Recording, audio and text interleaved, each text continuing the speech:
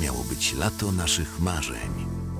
Wyjeżdżaliśmy z Polski pełni nadziei i determinacji, by osiągnąć sukces. Olimpijski ogień płonął w naszych sercach na długo przed tym, jak wsiedliśmy do lokomotywy, która zawiozła nas do Paszczy Lwa. Te igrzyska przeszły do historii sportu, ale równie wiele opowiadały między wierszami.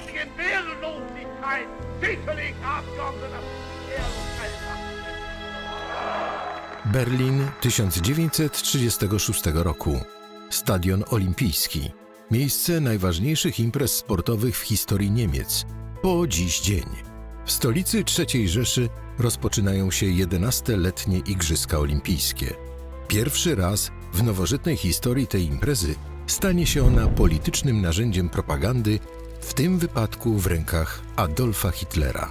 Historia ruchu olimpijskiego to tak naprawdę historia związków sportu i polityki. Lata 20-30 to jest bardzo burzliwy i szybki rozwój nowych mediów, czyli przede wszystkim radia i telewizji. Niemcy nazistowskie bardzo dobrze potrafiły wyzyskać te nowe media. Od samego początku istnienia ruchu olimpijskiego te związki były bardzo silne, jednak dopiero podczas Igrzysk Olimpijskich w Berlinie w 1936 roku te związki były tak widoczne. To były pierwsze igrzyska, które tak jawnie wykorzystano do politycznej propagandy.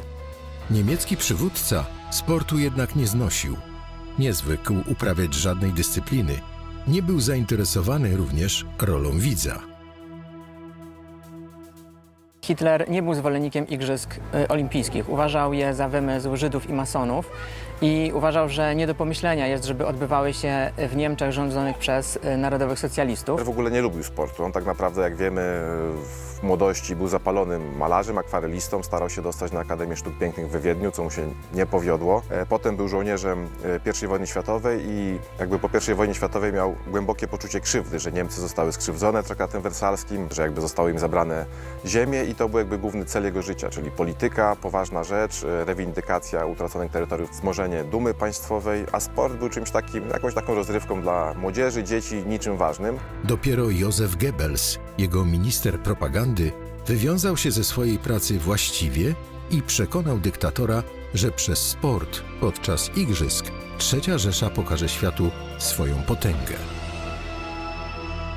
Przekonano go do zmiany zdania, do tego, żeby wykorzystać igrzyska do celów propagandowych i rzeczywiście tak się stało. Goebbelsa możemy nie lubić, ale on był bardzo mądry w tym, co robił. Świetnie się znał na swojej robocie. Cały aparat państwowy został zaangażowany do tego, żeby te igrzyska były jednym wielkim przedstawieniem. Zachęciły go Mistrzostwa Świata w 1934 roku we Włoszech, organizowane przez faszystowskie Włochy. Wiemy, że Mussolini dość dobrze żył z Hitlerem. Mieli podobne poglądy na państwo, na rolę przywódcy i na rolę propagandy. Więc to był taki pierwszy punkt, gdzie Hitler zobaczył, że faktycznie można robić transmisje telewizyjne, można to szeroko w prasie jakby obudować i to jest taki, wiadomo, wtedy tego pojęcia nie używano, ale dobry PR dla państwa. W tych realiach, w pułapce, w której sidła wpadł Międzynarodowy Komitet Olimpijski, swoje umiejętności na ostatnich przedwojennych igrzyskach pokazywali polscy sportowcy. Dla wielu była to ostatnia impreza tej rangi. Du hast die Gelegenheit, gegen all die Erscheinungen der Entwürdigung unseres Volkes aufzutreten, der Landesverrat. Da konnte von Ihnen genauso beseitigt werden. To był 7. dzień zawodów. Niezwykłość olimpijskiego finału w biegach na dystansie 5000 metrów świat doceni i pojmie dopiero za niespełna dekadę. Na bieżni stanęli wówczas obok siebie przyszły agent amerykańskiego FBI, żołnierz fińskiej armii, Amerykanin dryfujący przez niemal 50 dni po wodach Oceanu Spokojnego, japoński weteran II wojny światowej i on, polski więzień obozu koncentracyjnego. Tuż po rozpoczęciu biegu wiadomo było, że karty rozdawać będą tu Finowie. Józef Noi z kolei chciał zrehabilitować się po nieudanym starcie na dystansie 10 kilometrów, gdzie wypadł bardzo słabo, co nie omieszkał wykorzystać jego największy krajowy rywal. Janusz Kusociński był złotym medalistą olimpijskim z Los Angeles, srebrnym medalistą pierwszych Mistrzostw Europy, wielokrotnym mistrzem i rekordzistą Polski na średnich i długich dystansach. Już za życia człowiek legenda w polskim środowisku lekkoatletycznym. W Berlinie pojawił się jednak nie jako zawodnik, a korespondent ze względu na odnawiającą się od dłuższego czasu kontuzję kolana.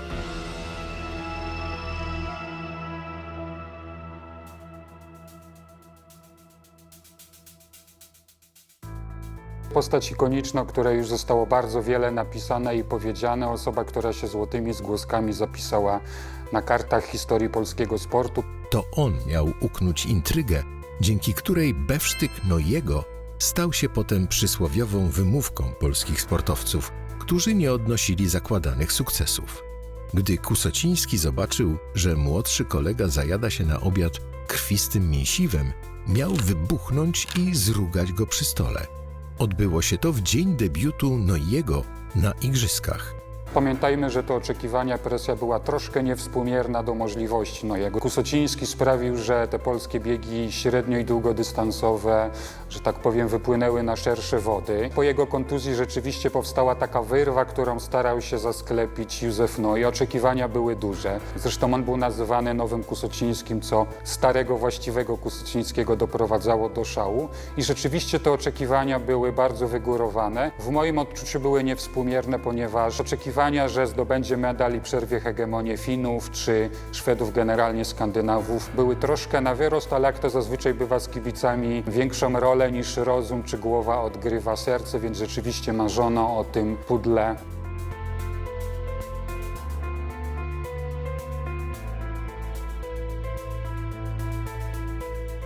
Ten wypadł w tym biegu fatalnie. Słaby start Józef tłumaczył później silnym bólem, który rozdzierał jego ciało. Czy winny był temu ten ciężkostrawny posiłek, czy presja, jaką nałożył na niego utalentowany rywal? A może jedno i drugie? Pewne jest to, że 10 kilometrów nie było koronnym dystansem tego lekkoatlety, jednak wszyscy oczekiwali, że pod nieobecność Kusego wejdzie on w jego buty.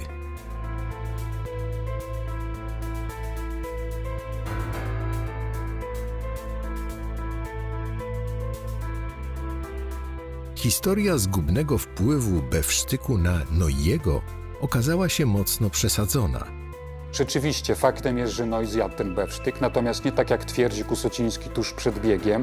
Choć faktycznie taki posiłek miał miejsce, była wyreżyserowanym przez Kusocińskiego spektaklem, będącym atakiem zarówno w stronę młodszego kolegi, jak i kolejnym kamykiem, jaki znany biegacz wrzucił do ogródka Stanisława Petkiewicza, trenera i przyjaciela Nojego, którego Kusociński szczerze nie znosił.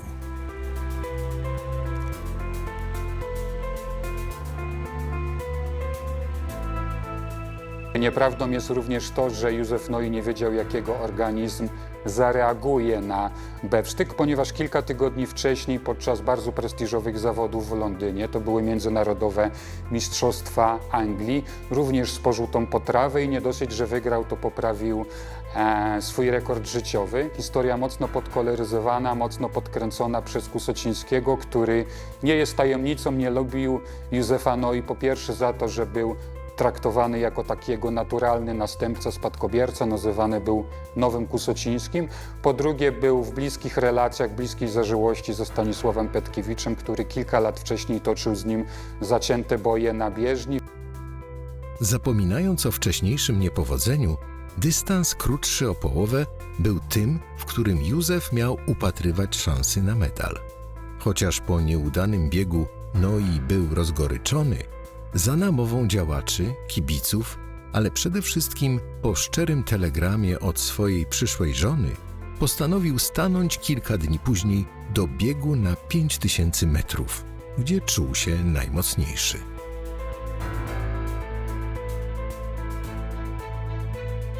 Zaraz po starcie zwarta grupa biegaczy ruszyła naprzód w bardzo ostrym tempie. Polak biegł w środku, jednak po trzecim okrążeniu stawka zaczęła się rozciągać. Noi zaczął słabnąć, jednak gdy zorientował się, że obok niego jest Umberto Cerati, Włoch, który przed biegiem uchodził za jednego z jego faworytów, podjął atak, by gonić liderów.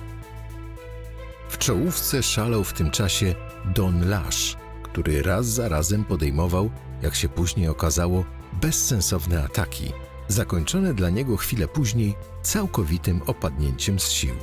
Józef Noi wyprzedził go bez większego problemu, a Amerykanin wkrótce zleciał z hukiem na sam dół finałowej drabinki. Zostały 2 okrążenia. Noi minął Brytyjczyka Petera Warda, jednak dystans polskiego sportowca do prowadzących silnych Finów, Heckerta i Letinena, nie zmniejszał się. Ostatnie kółko pokazuje, że Skandynawowie są dla Polaka nieosiągalni. Ich wspaniała ucieczka i dziki pościg Henry'ego Jonssona były ozdobą tego pojedynku. Ilmari Salminen, zwycięzca biegu na 10 km, wywraca się na pierwszym wirażu, tracąc czas, ale przede wszystkim zdrowie, bo już do końca poruszał będzie się z grymasem bólu. Noi zbliża się i do niego. Na prostym odcinku bieżni bez problemu mija Fina, goniąc wielkimi susami słabnącego Kohei Murakoso. Gdyby reprezentant Polski zdecydował się na ten heroiczny atak wcześniej, pewnie dogoniłby i Japończyka. Zabrakło niewiele, jednak i tak polska prasa pisze o sukcesie i rehabilitacji. Józef Noi był w tym biegu 5., bijąc osiągniętym czasem rekord Polski Kusocińskiego o 7 sekund. 3 pierwsi zawodnicy pobili zaś rekord olimpijski, a 4. go wyrównał. To pokazuje, jak intensywny, morderczy i trudny był ten finał. Można chyba stwierdzić bez krzty przesady, że to 5. miejsce rzeczywiście odpowiadało jego ówczesnym możliwościom. Zaczął wolno i paradoksalnie ta taktyka sprawiła, że zajął bardzo dobre punktowane miejsce, ponieważ rywale na ostatnich kółkach, na ostatnich rundach się wykruszali. No i połykał, mówiąc kolokwialnie, kolejnych rywali, zbliżał się z prędkością światła do Japończyka Murakoso. Zabrakło mu niespełna 4 sekund, żeby zająć 4. miejsce, natomiast jeżeli chodzi o zawodników reprezentujących tą Europę kontynentalną, czyli spoza Skandynawii, był najlepszy. Trudno oczekiwać, że Noi mógł zrobić coś więcej, tym bardziej, że pobił rekord Kusocińskiego ponad 7 sekund, tak? Swój rekord życiowy pobił, tak więc zrobił wszystko, co w jego mocy. Na tym polegał rok sportu, że ktoś musi wygrać, a ktoś musi być 2., 3., 4.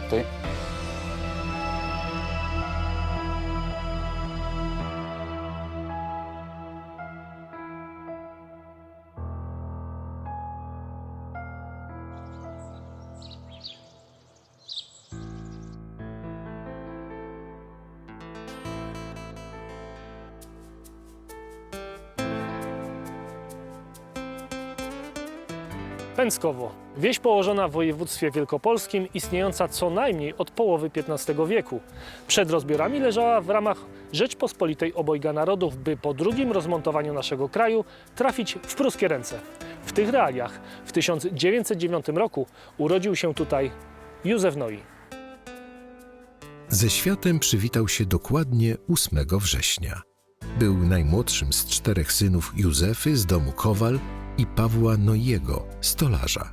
Ślady genealogiczne rodziny w tym regionie sięgają 1638 roku i mogą dotyczyć wywodzącego się z języka niemieckiego nazwiska, pochodzącego od słowa Noi, czyli nowych osadników. Ta uboga chłopska familia wpadła w jeszcze większą biedę, gdy Józef miał 8 lat. To właśnie wtedy zmarł jego ojciec, co brutalnie zakończyło jego dzieciństwo. Od teraz pomagał w gospodarstwie, kończąc tylko 5-klasową szkołę powszechną, a potem z niemałym trudem poszedł w ślady zmarłego taty, zdobywając uprawnienia czeladnicze jako stolarz.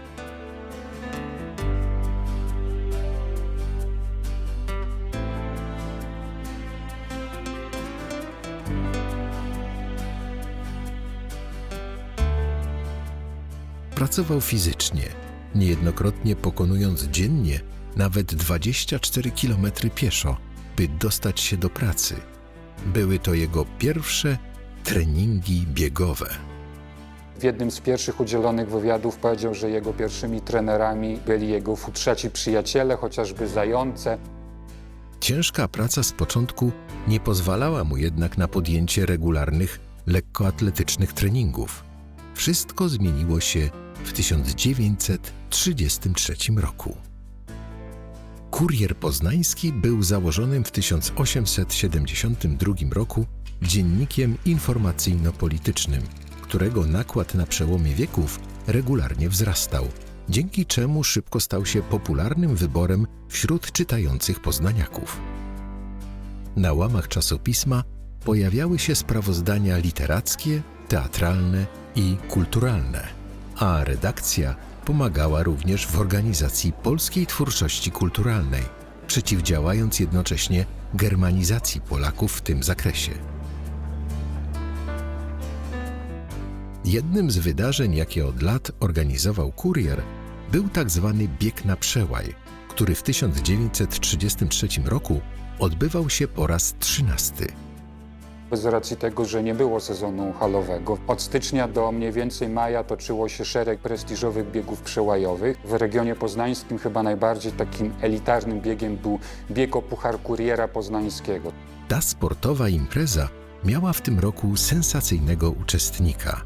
Na stronie tytułowej numeru z 18 września, czyli wydanego dzień po biegu, można było przeczytać, że niespodziankę sprawił zdobywca drugiego miejsca, Noi, z Gniazda w Pęckowie, dotychczas zupełnie nieznany zawodnik, kwalifikując się tym samym do rzędu długodystansowców, na których należy zwrócić baczną uwagę. Ta krótka notka nie oddaje całego dramatyzmu, jakim okraszony był ten sukces.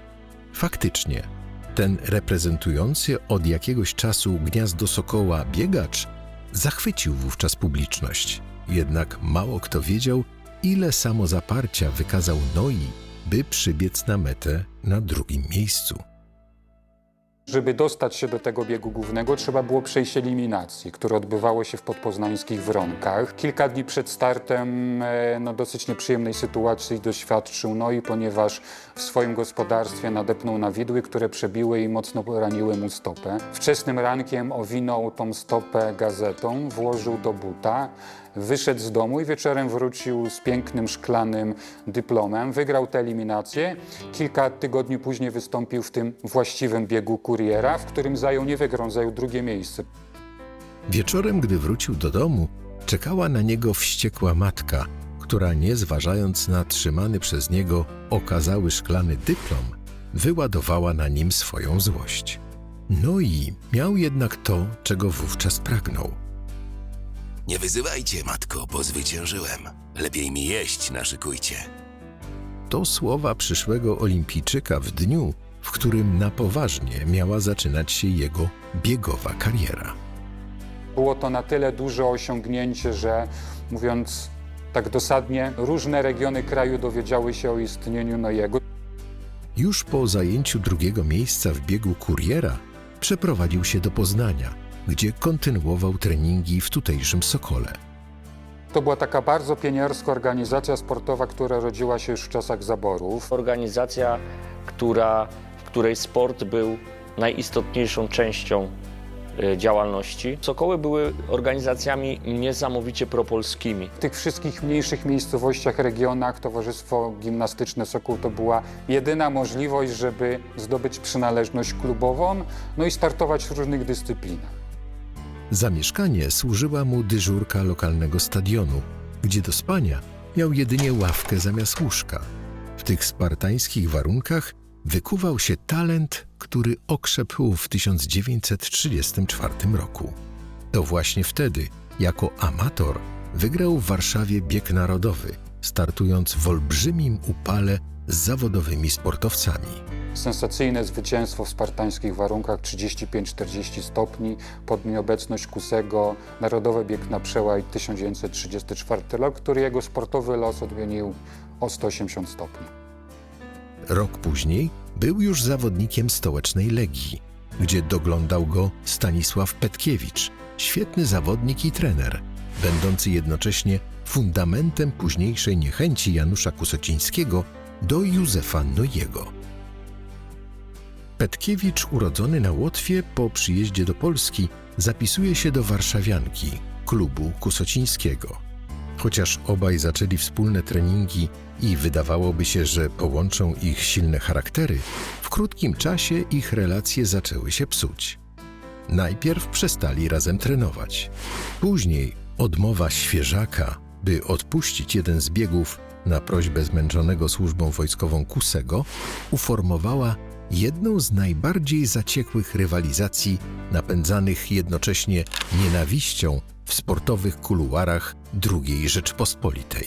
To jest taki klasyczny lekkoatletyczny trójkąt, ponieważ zanim Józef Noj zaczął odnosić sukcesy i biegać gdzieś indziej niż po Puszczy Noteckiej, cała Polska zachwycała się rywalizacją pomiędzy Januszem Kusocińskim i Stanisławem Petkiewiczem. Kusociński był zdruzgotany. Gdziekolwiek nie spojrzał, widział zachwyty nad tym cholernym Petkiewiczem, którego chwalono za przyjemny dla oka styl biegania i posturę. Coś, czym Kusociński nigdy pochwalić się nie mógł. Jego styl biegów przyrównywano do najlepszych Finów, natomiast Kusociński rzeczywiście biegał brzydko, biegał zgięty, kiwał się na boki. Oczywiście on z czasem tą technikę biegu poprawił, natomiast dalej przeciwstawiając Petkiewiczowi, to on był tym brzydkim kaczątkiem, jeżeli chodzi o styl biegania na bieżni. O wojnie na linii Petkiewicz-Kusociński można by opowiadać długo, jednak ten pierwszy w 1932 roku został zawieszony, a następnie dożywotnio zdyskwalifikowany w prawach amatora.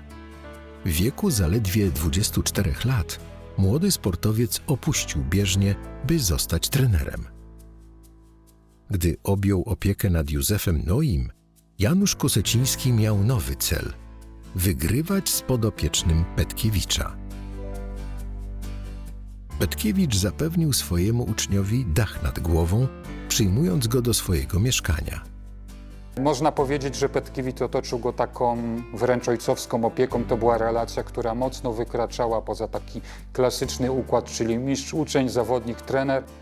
Noi trenował regularnie pod jego okiem, a ćwiczenia miał ułożone tak, by poprawiać wytrzymałość, finisz i taktykę.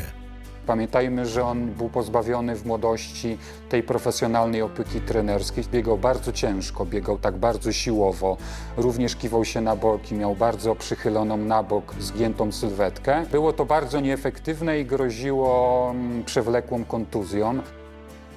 Silny, wytrenowany przez lata organizm zaaklimatyzował się stosunkowo szybko do codzienności sportowego życia w stolicy, a Petkiewicz doskonale typował braki Józka i dostosowywał się do jego wielkich możliwości. Staszek Stanisław Petkiewicz starał się te złe nawyki jakoś skorygować, a dodatkowo nauczyć go taktyki. To był jego problem na początku tych międzynarodowych startów, kiedy trzeba było się odnaleźć w tej szerszej grupie, w peletonie, oszczędzić trochę sił na finisz, ustawić się bliżej wewnętrznego toru, żeby nie nadkładać dystansu. Nie był nigdy stylistą i na bieżni, natomiast rzeczywiście ta taktyka, styl biegu z czasem uległy zdecydowanej poprawie. Do tej pory każdy, kto próbował naśladować trening Kusocińskiego, nie wytrzymywał go i zniechęcał się do dalszej rywalizacji z polskim czempionem. Noi miał do tego naturalną przewagę, mniejszą niż u Kusocińskiego skłonność do kontuzji. Dwa potężne ciała, pełne determinacji i pasji, by zwyciężać. Ich każdy krok na bieżni niósł ze sobą ciężar treningów, wyrzeczeń i marzeń, a powietrze wokół drżało od adrenaliny i napięcia. To nie była zwykła rywalizacja, to była prawdziwa lekcja charakterów, w której każdy z nich chciał być lepszy od drugiego, czując, że to właśnie w tym momencie rodzi się ich legenda. Legenda polskiego sportu. To, co łączyło obu panów, mówię o Kusocińskim Noim, to fakt, że uwielbiali, tak samo jak zresztą Paweł Nurmi osłabiony, który był motywacją i takim motorem napędowym jednego drugiego, uwielbiali prowadzić bieg i nie oddawać prowadzenia. Ostateczny bilans Noiego na Mistrzostwach Polski to 10 złotych medali. dołożył do nich po jednym srebrnym i brązowym. Obok Janusza Kusocińskiego był najbardziej znanym polskim długodystansowcem lat 30. ubiegłego wieku, budując swoją reputację m.in. takimi zwycięstwami jak w 1936 roku w Warszawie, gdzie podczas zawodów lekkoatletycznych na Stadionie Wojska Polskiego wygrał bieg na 5 kilometrów, zostawiając w pokonanym polu fińskiego dwukrotnego złotego mistrza olimpijskiego w biegach długodystansowych Volmara Iso-Hollo. Zdobył również tytuł międzynarodowego mistrza Anglii na 6 mil w 1936 roku.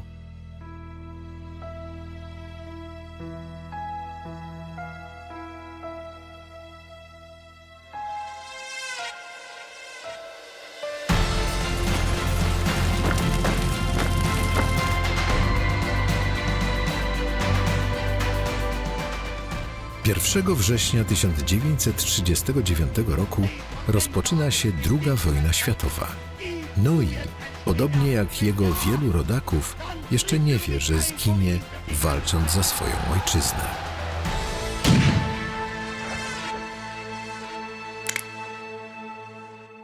Dwa lata przed rozpoczęciem walk zamienił Legię na inny stołeczny klub – Syrenę, która ze względu na jego trudną sytuację materialną zapewniła mu pracę w roli motorniczego.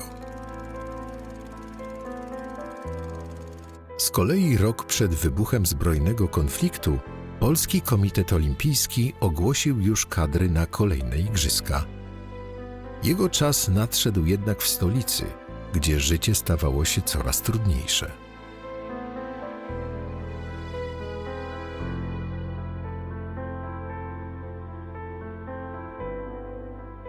Poza pracą w stolarni, Józef pracował w tajnym zakładzie grawerskim i kolportował na ulice Warszawy konspiracyjną prasę patriotyczną.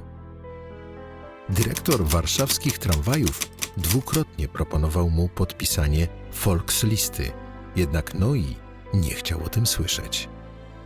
Mówimy o liście, którą podpisywali Polacy mający jakieś niemieckie korzenie. To była lista, która umożliwiała czerpanie pewnych korzyści z bycia na takiej liście. To byłby naprawdę spory sukces propagandowy Niemców, jeżeli Józef Neu, jeden z najwybitniejszych polskich lekkoatletów, znalazłby się na tej liście. Oczywiście Józef Neu odmówił, nie chciał wyrzec się swojej polskości i obywatelstwa.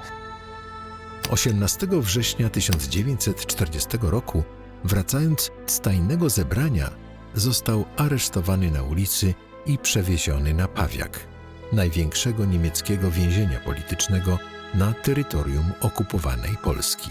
Według szacunków historyków przeszło przez nie około 100 000 osób, z czego 37 000 zostało zamordowanych, a kolejne 60 000 wywiezione do obozów koncentracyjnych lub innych miejsc pracy przymusowej.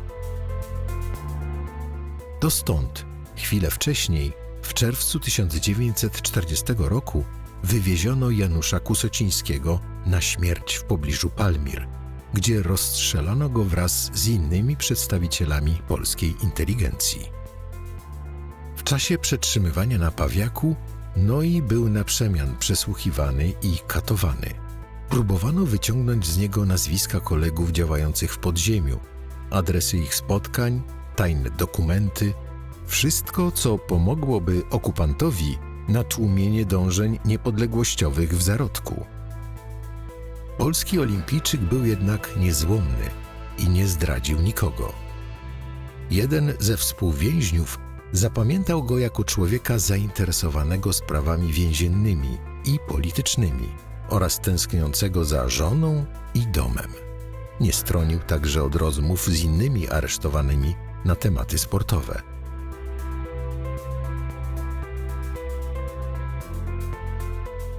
Po 9 miesiącach tortur Noi trafił ostatecznie do transportu 350 więźniów skierowanych do KL Auschwitz, gdzie zarejestrowano go pod numerem 18535. Wydawać by się mogło, że stolarski fach w ręku na miejscu mu pomoże. Jednak fakt, że trafił tutaj jako więzień polityczny, W dodatku z odmową podpisania Volkslisty w kartotece sprawił, że strażnicy nie mieli dla niego żadnej litości.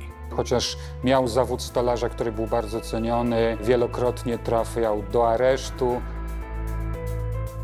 W tych nieludzkich warunkach jego wysportowane ciało pomagało mu przez miesiące przetrwać choroby, na które inni więźniowie masowo umierali. 15 lutego 1943 roku o poranku w karnych bunkrach słychać było nazwiska kolejnych więźniów. Wytypowanym kazano się rozebrać i pójść do łaźni. Prawdopodobnie wiedzieli już, co ich czeka. Grupę ponad 300 osób, wśród których znajdował się Noi, najpierw zgromadzono na bloku 3, a kiedy komanda robocze udały się do pracy, przeprowadzono ich do bloku 11 pod ścianę śmierci. Strzałem w tył głowy likwidowano kolejnych więźniów. Gdy przyszła kolej Józefa, zdążył w miłości do ojczyzny wykrzyczeć: Jeszcze Polska nie zginęła! życie trójki wielkich polskich mistrzów bieżni spięła tragiczna klamra. Janusz Kusociński został zabity w 1940 roku w podwarszawskich Palmirach. 3 lata później, zastrzelony w Auschwitz, został Józef Noi. Wojnę przeżył tylko Petkiewicz, ale i jego ostatecznie dopadły kule przeznaczenia. Zginął w 1960 roku, zastrzelony przez byłego pracownika, który nie zgadzał się ze swoim zwolnieniem. Po olimpiadzie, chyba po biegu, była kolacja. Olimpijczycy się spotykają i Niemiec, który biegł z nim w biegu eliminacyjnym, żegnali się i mówił, że tak, my jeszcze gdzieś tam się spotkamy. I spotkali się pod ścianą śmierci w Oświęcimiu. I ten Niemiec wywoływał pod ścianę śmierci pana Noiego, zapisywał, że ten, a tam ktoś inny wywoływał i oczami: ja skądś ciebie pamiętam, skąd ciebie pamiętam. Ach, jeden i drugi po oczach było wiadomo, że spotkaliśmy się na olimpiadzie, ale nie było żadnych szans na